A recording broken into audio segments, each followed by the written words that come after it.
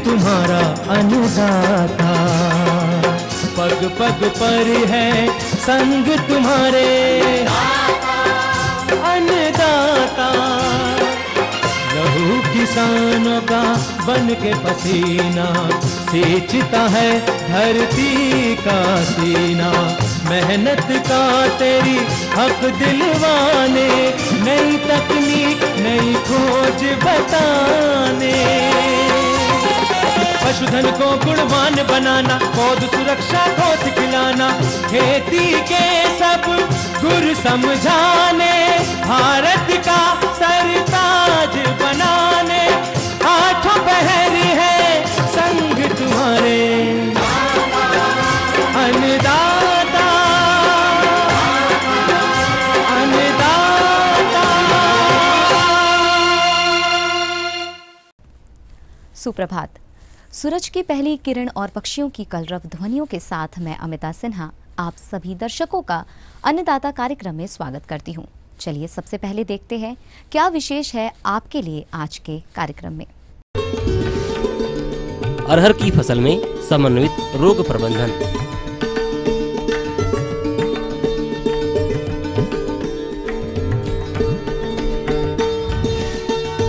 सूक्ष्म सिंचाई पद्धतियां किसानों के लिए लाभकारी कैसे?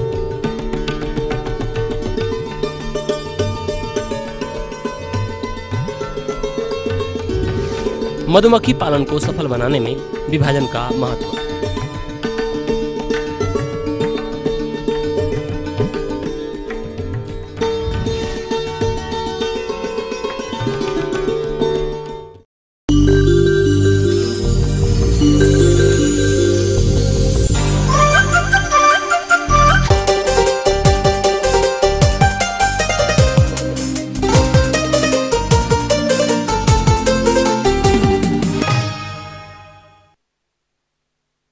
अरहर दलहन वर्ग की एक महत्वपूर्ण फसल है जिसकी खेती प्रदेश के लगभग सभी क्षेत्रों में की जाती है।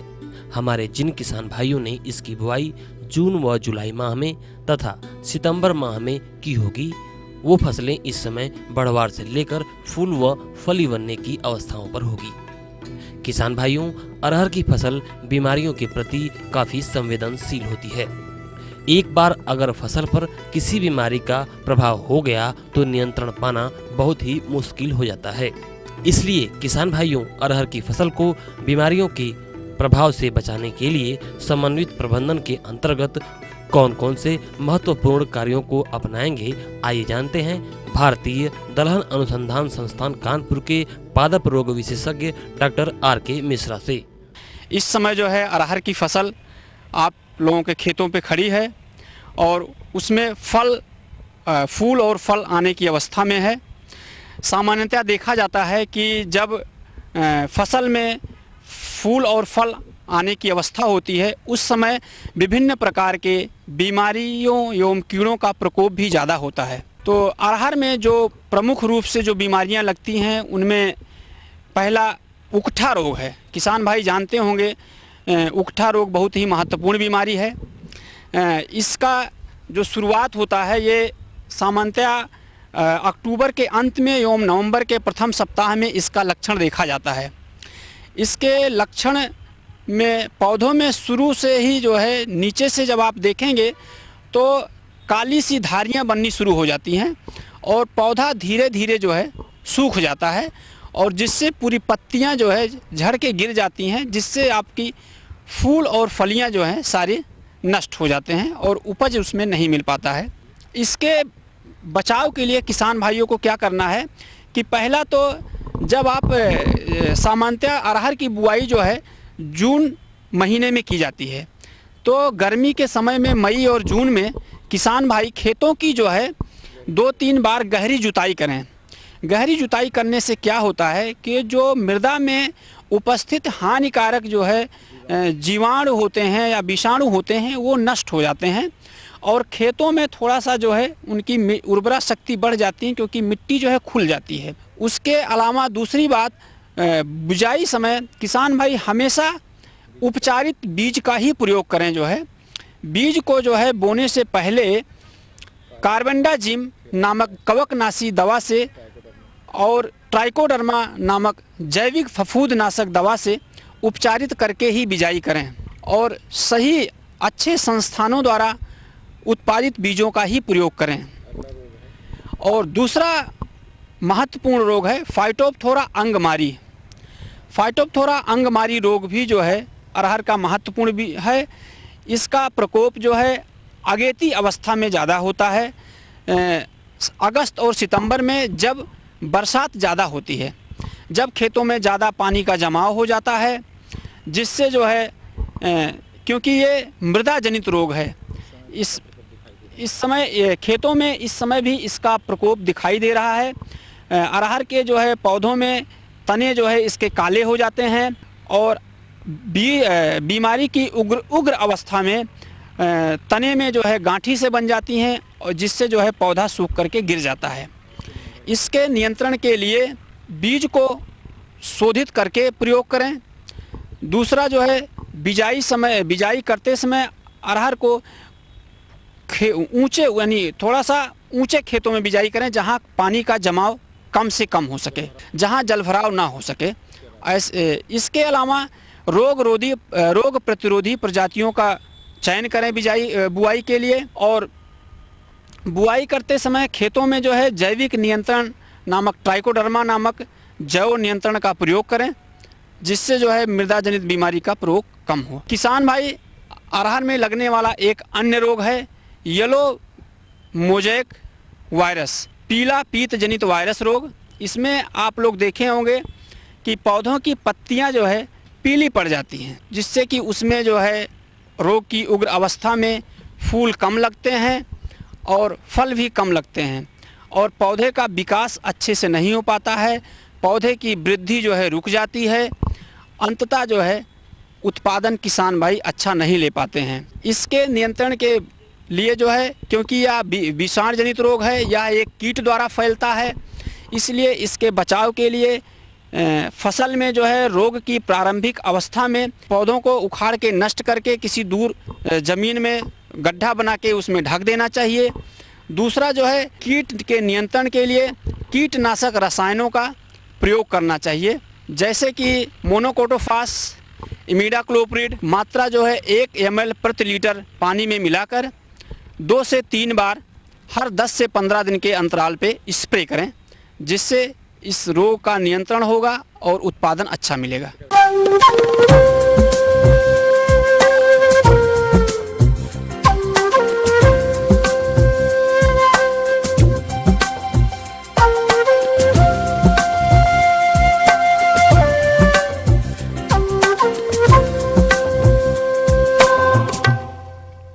किसी भी फसल से आशातीत उत्पादन प्राप्त करने में सिंचाई जल की महत्वपूर्ण भूमिका होती है।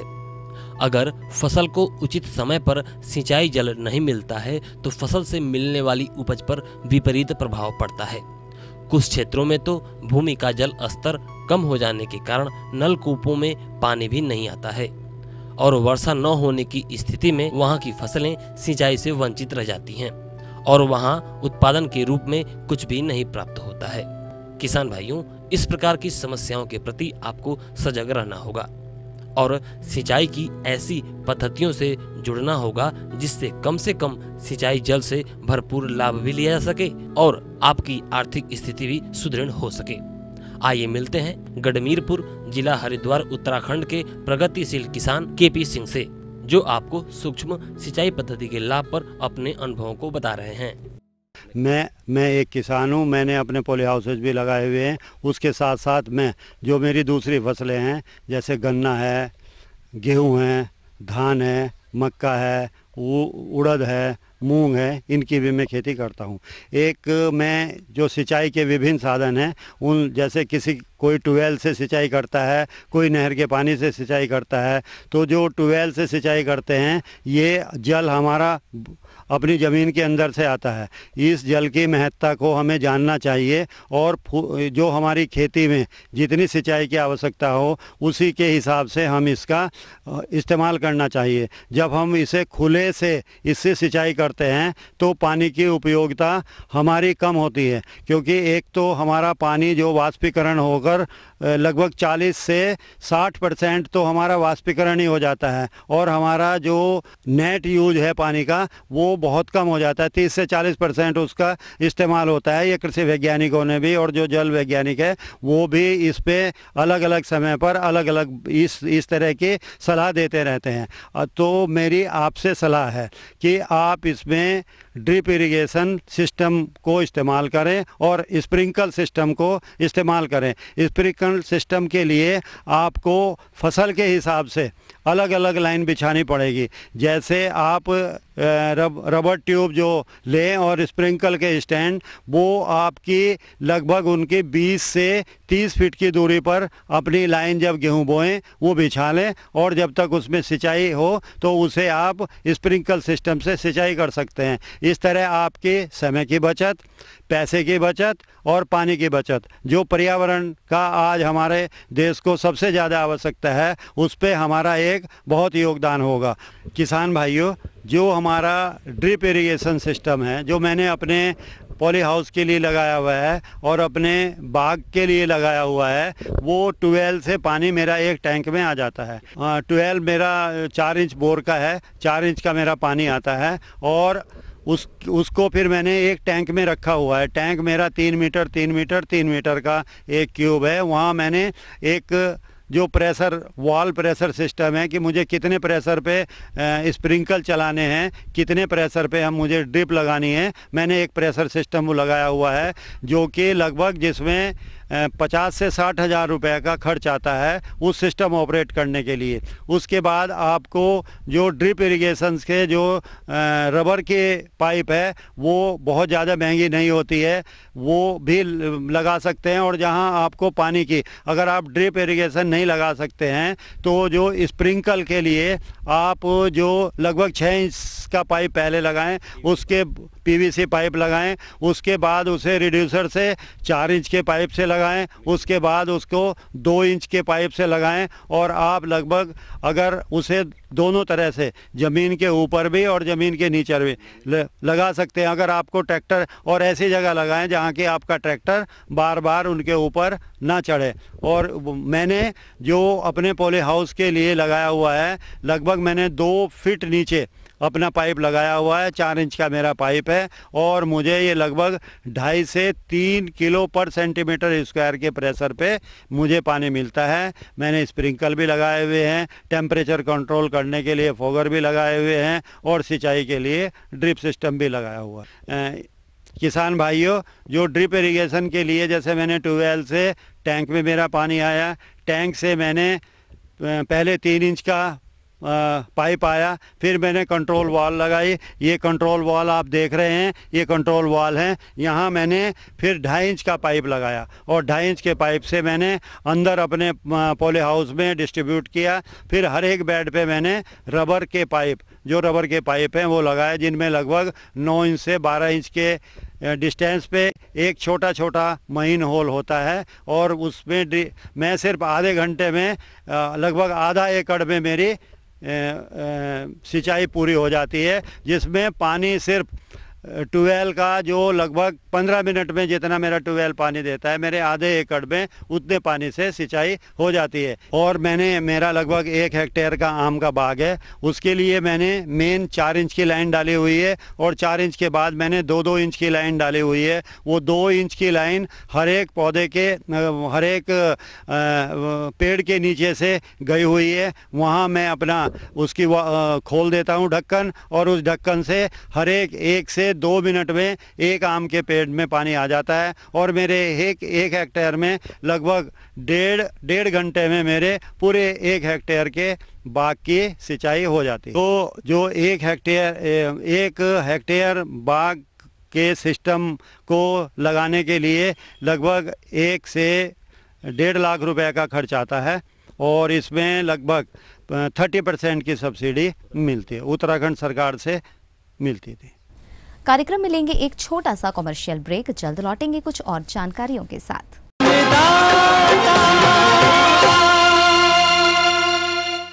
कोरोमंडल का ग्रोमोर 20-20-013 कॉम्प्लेक्स खाद। इसमें है मोती जैसे दाने, जिससे आपकी फसल को सिर्फ नाइट्रोजन और फास्फोरस ही नहीं बल्कि 13% सल्फर भी प्राप्त होता है, जो फसल और जमीन को देता है सही संतुलन, जिससे खेतों को प्राप्त होती है उपजाऊ मिट्टी और आपको मिलती है अच्छी उपज।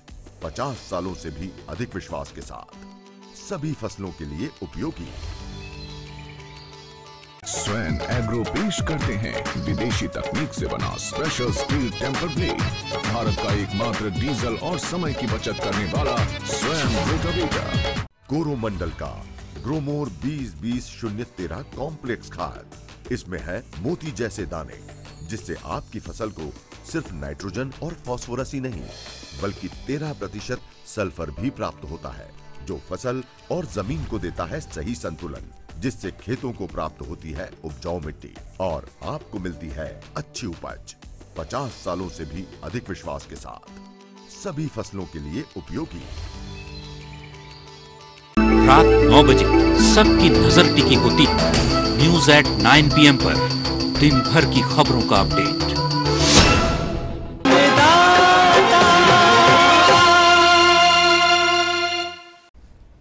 ब्रेक के बाद एक बार फिर से आप सभी दर्शकों का अन्नदाता कार्यक्रम में स्वागत है। बढ़ते हैं अगली प्रस्तुति की ओर।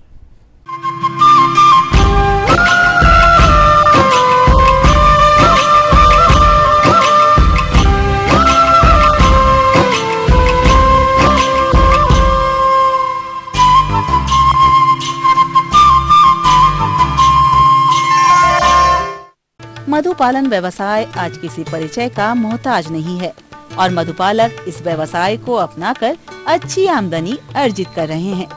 इस व्यवसाय में मधु उत्पादन का दौर एक समान नहीं रहता है, परंतु इस माह में मधु उत्पादन की संभावना अपार है, क्योंकि इस समय फूलों वाली फसलों की खेती काफी अधिक होती है। मधुमक्खियां अधिक से अधिक शहद जमा करने के साथ ही साथ अपने मौन वंश को बढ़ाती हैं। अतः इसका लाभ उठाते हुए मधुबक्सों की विभाजन प्रक्रिया को अपनाकर मधुबक्सों की संख्या बढ़ाकर अतिरिक्त लाभ ले सकते हैं। अन्यथा मधुमक्खियां बक्से को छोड़कर चली जाती हैं। मौन वंश कमजोर हो जाता है। अतः इस प्रकार के नुकसान से बचने के लिए मधुबक्सों की विभाजन प्रक्रिया किस प्रकार अपनाएंगे, बता रहे हैं गगो जिला सहारनपुर के प्रगतिशील मौन पालक अजय सैनी। किसान भाइयों, आजकल जैसा कि हमारा सरसों का सीजन शुरू हो चुका है, तोड़िया शुरू हो चुका है, तो कुछ किसान भाई जिनके मौन वंश अच्छी स्ट्रेंथ में है, शक्तिशाली मौन वंश जिनके पास हैं, वो इस समय जो है अपने मौन वंशों का विभाजन कर सकते हैं, अपने मौन वंशों की संख्या बढ़ा। किसान भाइयों देखिए, सबसे पहले तो आपको जब आप विभाजन की तैयारी करें तो सब देखें कि आपके जो मौन वंश हैं उसमें नर मधुमक्खियों की संख्या कितनी है। रानी मधुमक्खी ने नर मधुमक्खियों के अंडे देने शुरू कर दिए हैं। आप आराम से पहचान सकते हैं, नर के सेल अलग होते हैं और श्रमिक मधुमक्खियों के सेल अलग होते हैं। तो पहले आप अपने जो मौन वंश का निरीक्षण करें, उसमें भली बात ही देख लें कि रानी मधुमक्खी ने नर मधुमक्खियों के अंडे देने प्रारंभ यदि कर दिए हों या उसमें नर पर्याप्त मात्रा में हों, तब आप विभाजन के लिए सोचें। तो विभाजन की तैयारी करते समय खाली बक्सों का, आपको खाली मौन ग्रहों का पहले आप प्रबंध कर लें। आपको लगता है कि मेरे पास 100 कॉलोनी है, 50 उसमें से विभाजन हो जाएंगे, तो 50 खाली मौन ग्रहों का आप प्रबंध करें।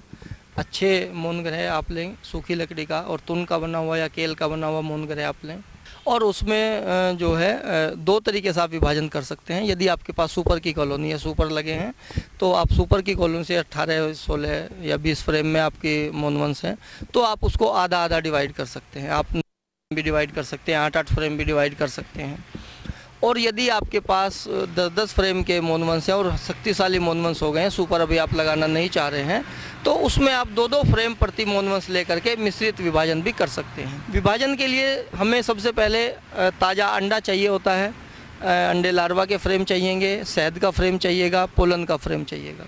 तो पहले हम लोग 2 ताज़े अंडे के फ्रेम निकाल लेते हैं, उसके बाद प्यूपा अवस्था के, लार्वा प्यूपा अवस्था के, और एक फ्रेम पोलन का और एक शहद का। ये बेसिक ज़रूरत है विभाजन के लिए। तो 4 फ्रेम निकालने के उपरांत उसके बाद जो आपके पास ज़्यादा मात्रा में हो उसको आप दे सकते हैं। ये ध्यान रहे कि नई रानी बनाने के लिए अच्छे मोनवंश का चयन करें, जिसकी शहद उत्पादन ज़्यादा हो, जिसमें अंडे देने की क्षमता ज़्यादा हो, कम काटती हो। अगर मिश्रित विभाजन आप करते हैं तो अंडे का फ्रेम आप उसी मोनवंश में से लें जिसकी रानी अच्छी हो, शहद उत्पादन ज़्यादा हो, अंडे ज़्यादा देती हो। और यदि पूरा का पूरा विभाजन आपको आधा आधा करना है, जैसे 16 फ्रेम का है, 18 फ्रेम का है, तो उसको 8-8 फ्रेम या 9-9 फ्रेम आप विभाजित कर सकते हैं। उसमें भी यदि आप उसमें लग रहा है आपको कि उसकी रानी अच्छी गुणवत्ता की नहीं है, तो उसमें सारे ताजे अंडे के फ्रेम निकाल करके जिस मोनवंश में आपकी अच्छी रानी है, अच्छे उत्पादन अंडे देने वाली रानी है, तो उस मोनवंश से अंडे का फ्रेम लेकर के आप उसमें डाल सकते हैं। तो इस प्रकार अच्छे मोनवंश की रानी उसमें तैयार हो जाएगी। उसके बाद जो सरप्लस चीज़ें हैं वो उसमें डाल सकते हैं। तो 7-8 फ्रेम से कम का विभाजन मैं समझता हूँ नहीं करना चाहिए, क्योंकि शक्तिशाली विभाजन करेंगे तो उसमें ज़्यादा जो रॉयल जेली फीडिंग करने वाली मधुमक्खियाँ होती हैं उनकी संख्या ज़्यादा होती है, और जो सेल्स वो उठाएगी उनको रॉयल जेली ज़्यादा मिलेगी, तो आपकी रानी जो है अधिक अंडे देने वाली पैदा होगी। किसान भाइयों, जब रानी बन जाती है उसके बाद आप उसको समय समय पर निरीक्षण करते रहें कि आपकी रानी स्वस्थ निकली है नहीं। उसके आप उसको बारीकी से देखें बहुत कि उसके पंख ठीक ठाक हैं, उसकी टांगें ठीक ठाक हैं, कहीं वो विकलांग तो नहीं है। क्योंकि यदि उसके पंख नहीं होंगे या एक आध टांग नहीं होगी किसी कारण से, माइट के कारण अक्सर हो जाता है, तो इसका उपचार आप विभाजन करने से पहले ही कर सकते हैं। एक आधे डोज जो है वो फॉर्मिक एसिड या सल्फर की दे सकते हैं, ताकि ट्रोपिलेप्स स्क्लेरोमाइट जिसके कारण ये अवस्था आती है वो उसमें ना रहे। किसी वजह से आपकी रानी विकलांग है या किसी का वो उड़ने में असमर्थ है, तो उस अवस्था में आपको तुरंत ये निर्णय लेना चाहिए कि उस रानी को हटा करके उसमें नया अंडे का फ्रेम, या अगर आपने पहले से विभाजन किया हो क्वीन सेल भी आप काट करके दे सकते हैं, क्वीन सेल ग्राफ्ट उसमें कर सकते हैं, तो आपका समय बच जाएगा।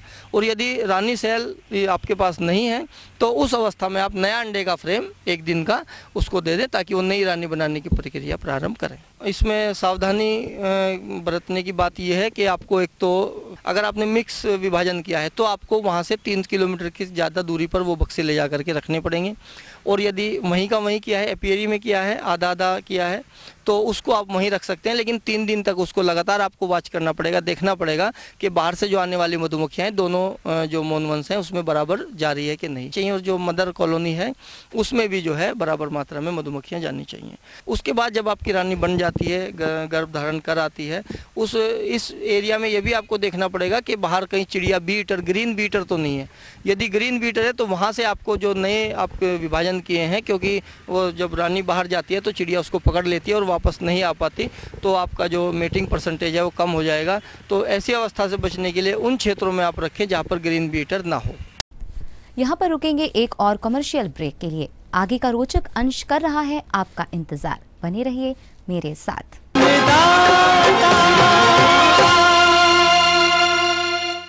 कोरोमंडल का ग्रोमोर 20-20-013 कॉम्प्लेक्स खाद। इसमें है मोती जैसे दाने, जिससे आपकी फसल को सिर्फ नाइट्रोजन और फास्फोरस ही नहीं बल्कि 13% सल्फर भी प्राप्त होता है, जो फसल और जमीन को देता है सही संतुलन, जिससे खेतों को प्राप्त होती है उपजाऊ मिट्टी और आपको मिलती है अच्छी उपज।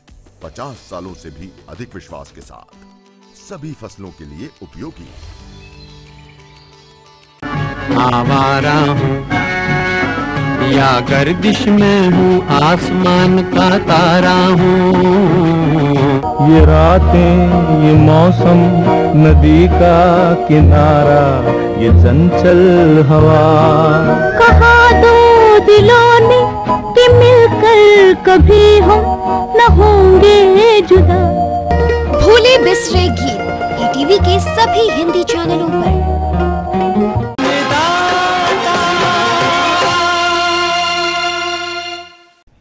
ब्रेक के बाद हम फिर हाजिर हैं आपके साथ। चलिए अब रुक करते हैं कार्यक्रम की अगली कड़ी की ओर।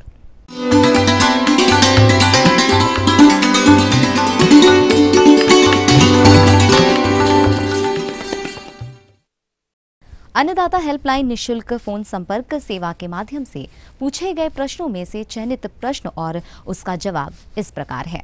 अन्नदाता निशुल्क फोन संपर्क सेवा के माध्यम से पूछे गए प्रश्नों में से आज हमने जिस प्रश्न को शामिल किया है उसे पूछा है दरियाबाद बाराबंकी के प्रमोद गुप्ता ने। आपने बटेर पालन पर जानकारी चाहिए है। एक व्यवसाय है बटेर पालन, जिसे अगर आप करते हैं तो यह मुर्गी पालन से भी अधिक उपयुक्त और लाभदायक व्यवसाय माना जाता है।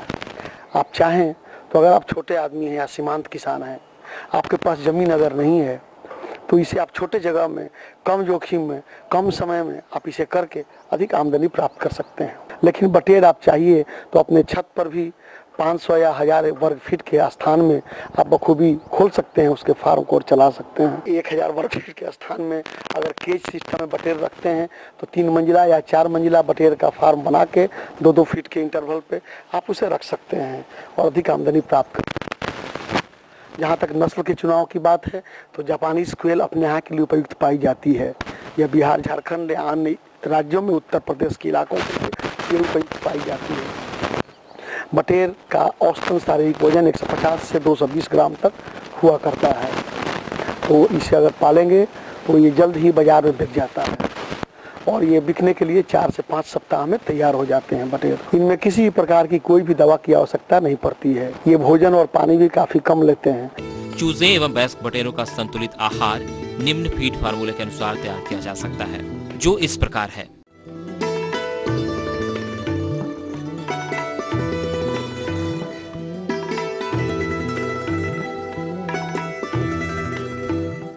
अर्थात इनके शरीर का फीड कन्वर्जन रेशियो अर्थात दाना खा करके लगभग 35 से 40% तक अधिक पाया गया है। दाना को मांस बनाने की प्रवृत्ति, तो ये हमको लाभदायक पेशा बनाता है। 7 सप्ताह के बाद बटेर अंडा देना शुरू कर देती है और ये लगातार 6 महीने तक अंडे देते रहती है। तो इनके अंडों का औसत वजन 10 से 12 ग्राम होता है। ये बहुत ही सुनहले और चितकबरे रंग के अंडे हुआ करते हैं। इसमें किसी प्रकार के टीकाकरण की आवश्यकता बटेर को नहीं पड़ती है। इसको रखने के लिए अगर आपके गांव में आसपास मुर्गा का फार्म है, जिसे ब्रॉयलर फार्म बोलते हैं, तो उसे देखकर आप सीख सकते हैं। बिछाली या धान की भूसी को बिछा करके डीप लीटर सिस्टम में आप बटेर का पालन कर सकते हैं। इसके लिए मुश्किल से 1 से 1.5 इंच ऊंची बिछाली या ये धान की भूसी चाहिए। इनके पीने के लिए ड्रिंकर, पानी पीने के लिए और फीडर छोटे 2 लीटर से लेकर के 4 लीटर के कैपेसिटी वाले बाजार में उपलब्ध हैं। जहां से आप ब्रॉयलर के प्लास्टिक के फीडर और ड्रिंकर खरीदा करते हैं, वहीं पर बटेर के लिए भी छोटे जो ब्रॉयलर के चूजों के लिए ड्रिंकर और फीडर हुआ करते हैं, वो इनके वयस्क के लिए हुआ करते हैं। आप खरीद कर लगा सकते हैं बखूबी। जबकि बटेर का अगर हम बात करें तो वहाँ पर अगर केज सिस्टम में करते, डीप लीटर सिस्टम में करते हैं तो 4,000 से लेकर 6,000 बटेर रख सकते हैं। लेकिन उसी को अगर हम 3 मंजिला या 4 मंजिला केज सिस्टम बना लेते हैं 2-2 फीट के अंतराल पे, तो जगह उतना ही है, लेकिन 4 गुना ज़्यादा अर्थात 6 चौक 24,000 20,000 से 24,000 तक बटेर हम पालन कर सकते हैं 1000 वर्ग फीट के स्थान में। इस तरह से हम देखें कि इस पर खान पान, दवा, इसके प्रबंधन और लेबर पर काफ़ी कम खर्च पड़ता है और इससे आमदनी अच्छी होती है। क्योंकि इसके मीट का स्वाद आम जनता द्वारा काफ़ी पसंद किया जाता है। आप आज ही बटेर पालन व्यवसाय से जुड़े। जहाँ तक चूजे के उपलब्धता की बात है, ये दोनों महाविद्यालयों से संपर्क करके आप चूजा ले सकते हैं। नहीं तो भारतीय पशु चिकित्सा अनुसंधान परिषद, इज्जत नगर, बरेली के पते पर भी आप संपर्क स्थापित कर चूजा प्राप्त करके इस व्यवसाय को बखूबी कर सकते हैं।